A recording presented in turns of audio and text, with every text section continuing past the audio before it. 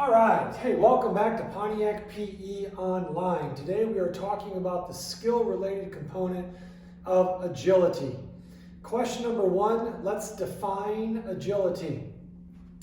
A rapid whole body movement with a change of velocity and or direction in response to an unplanned stimulus. So some key there would be whole body, okay, velocity change, direction change, and an unplanned stimulus. All right. Now, the stimulus needs to come from an outside variable that you have to be able to react to it. So as opposed to a ladder or a cone that you can see ahead of time, that's not going to be our definition of agility that we are working.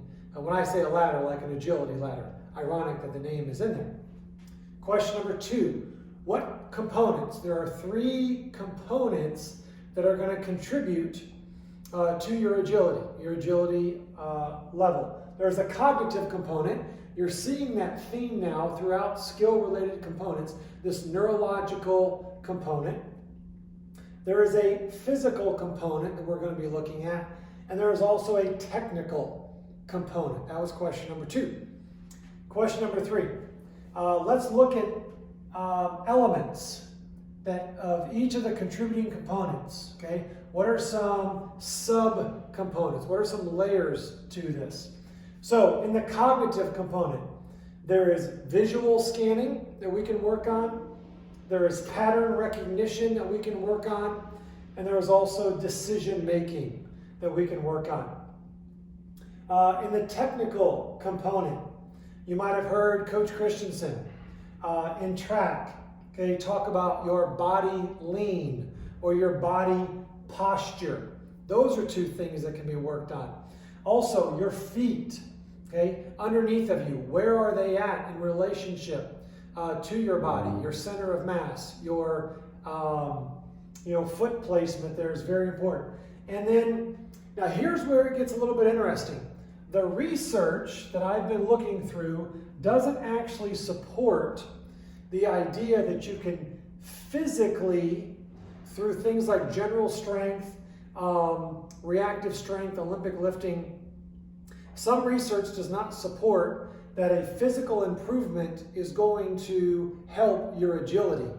But I think we could make a very strong argument that general strength, reactive strength, core strength are all crucial foundational elements that can be beneficial, maybe not directly, but indirectly beneficial to agility enhancement.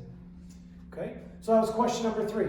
I want you guys to discuss within these three components, what are some underlying layers to improving. And the fourth, let's get real specific now. Okay, what are some drills? What are some games? What are some exercises that underneath each component can be used to enhance how much that component contributes to agility? Okay, so cognitively, you can have some very sport-specific practice.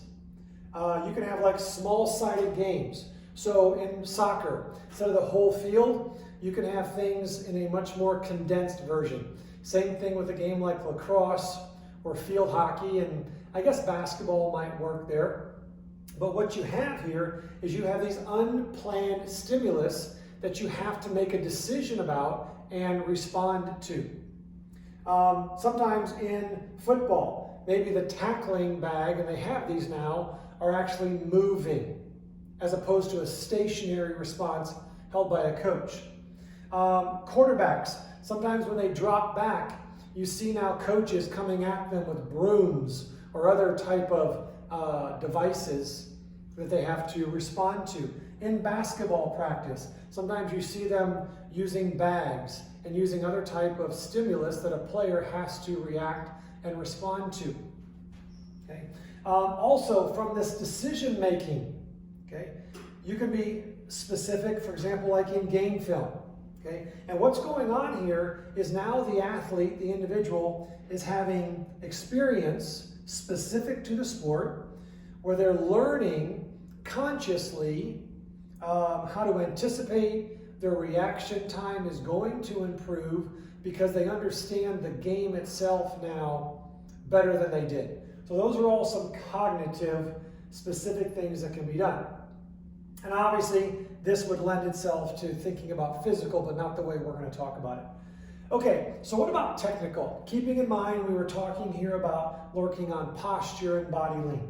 So technical things you can do specifically would be a pre-planned, okay? It's a conscious focus by the athlete on technique, much like Coach Christensen, Coach Casson, and all of your PE coaches who are coaches, PE teachers who are coaches, have done in their specific sports. And what this allows to do, it's a positive transfer to the subconscious. So basically now it's second nature is maybe the way you've heard that phrase, and you don't have to think through the mechanical components, the technical components of what you're doing physically. All right, so we did say that research doesn't necessarily support, but let's talk about how I think physically we can enhance our contribution to agility. All right. So you want to be able to do exercises that have deceleration and reacceleration. Okay.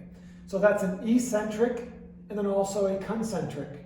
And what basically you're looking at is the ability to increase your force output by a higher muscle mass. Okay. Or the ability also to contract. Watts is a measurement of output that can be utilized here as well. We don't have those kind of machines here at this school, but a lot of schools do at the collegiate level. All right, so starting strength. For example, I squat down, okay, and the weight comes to a stop on bars, and I explode up. You can do the same thing in bench press. There are exercises like squat jumps and also depth jumps. A depth jump, if I took a chair and I jumped and I stepped off of it, hit the ground and exploded back up. A little bit like a plyometric. What about these concentric exercises? Olympic lifts, which I know that we do in our PE classes here. We have cleans, clean and jerk, snatches, split snatches, split jerks. Those are all great. And also just your general strength exercises. Now, what I think is really important to do here, take your general strength exercises and combine them with something specific to what you want to improve upon. So for example, if I was going to do a squat and then I rack the bar and I step back and I do maybe a 3 squat jumps. That's a contrast training that we're doing there. All right. Agility is actually really complex, and agility is different than quickness. Let's not try to think that these are the same thing. Let's review the questions. What's our definition? What are the 3 components that we want to look at that primarily contribute? How can we discuss these components? What are subcategories that we need to be working on here, cognitively, technically, and physically? And then what are some specific drills, games, exercises that can enhance how these components are contributing to agility? A lot of content here. Hope you utilize this video for a better understanding regarding agility.